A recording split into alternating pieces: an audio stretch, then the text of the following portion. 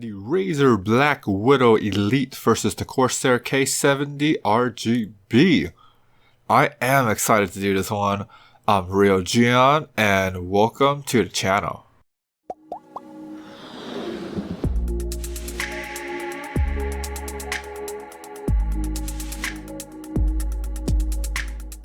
Both keyboards have the floating key design and they both have dedicated media controls and the volume scroll wheel.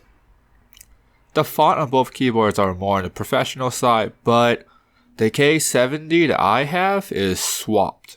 So the K70 that you would typically get would get that gamer bold font, which some of you might like, some of you might not. I personally hate it, so I swapped them. Both keyboards have an aluminum backplate, which makes the keyboard look very premium. One thing you will notice is that as time passes, the keyboard can look pretty dirty in the case of the K70. It's actually not that bad of a process to clean it out, but you need to be patient if you plan on pulling out every single keycap. The BlackWidow Elite does have a RGB logo, but if you want the K70, then you can get the MK2 and you can have a RGB Corsair logo as well. I like the LED indicator more in the K70 because it's out of the way. I have noticed the LED indicator more on the BlackWidow Elite, which it can be annoying, but it's pretty much nitpicking at this point, so kind of take this with a mountain of salt. The BlackWidow Elite has the Razer in-house Kale box switch, and the K70 has the MX RGB blue switch, which does have consistency and reliability issue.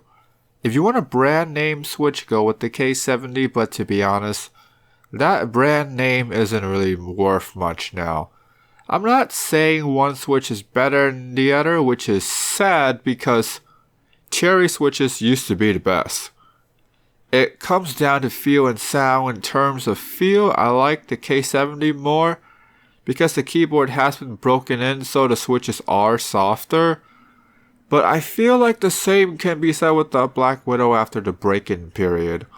In terms of smoothness, the BlackWidow has a smoother travel when I press the key gently, and it's just easier to actuate, whereas the K70, there's like this heavy weight before the key collapses and the switch activates.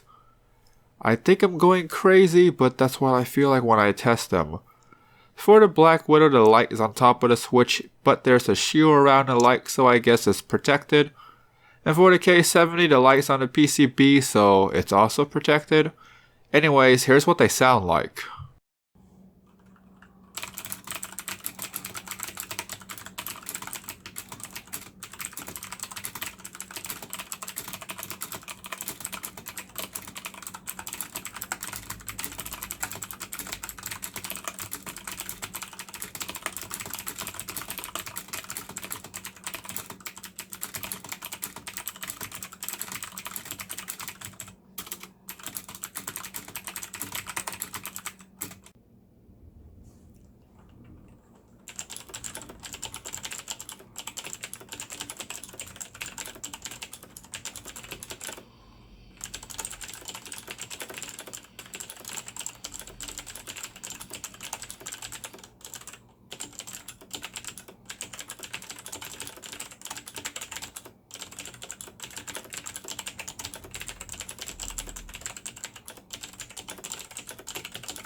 Both keyboards use the typical DIN ABS caps because they are the mainstream gaming keyboard manufacturer.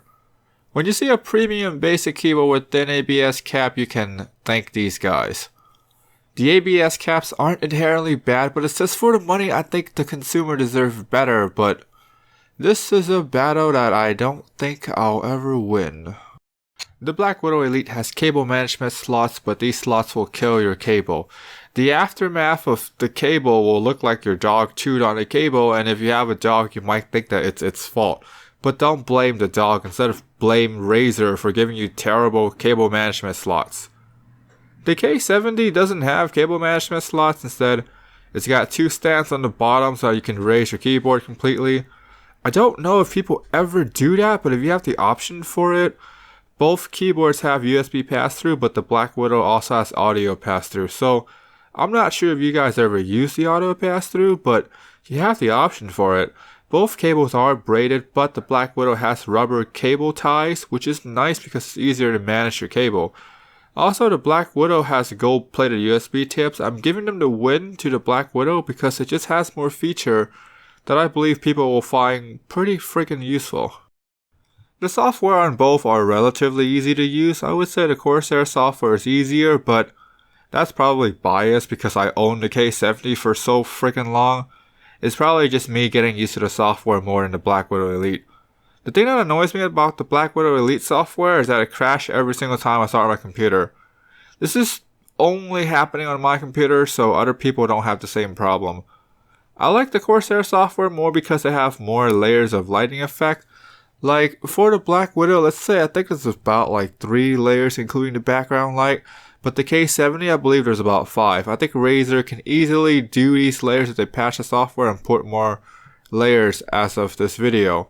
So, I'm giving the K70 the win for the software, but I feel like with updates, it's probably going to be like a draw. In terms of the retail price, I think both are priced pretty similarly at $170. So, with this in mind, I'm giving the overall win to the BlackWidow just purely based on value. I feel like the BlackWidow gives you more value for the money. If you still trust in brand name switches, I say go with the K70. Also, go with the K70 if you want more lighting effects, at least at the time of this video. Both are pretty freaking expensive keyboards, but price change consistently. So just keep an eye out for discount. I'll link them to the description box down below if you want more detail. Subscribe, hit the bell for more content. You guys stay awesome.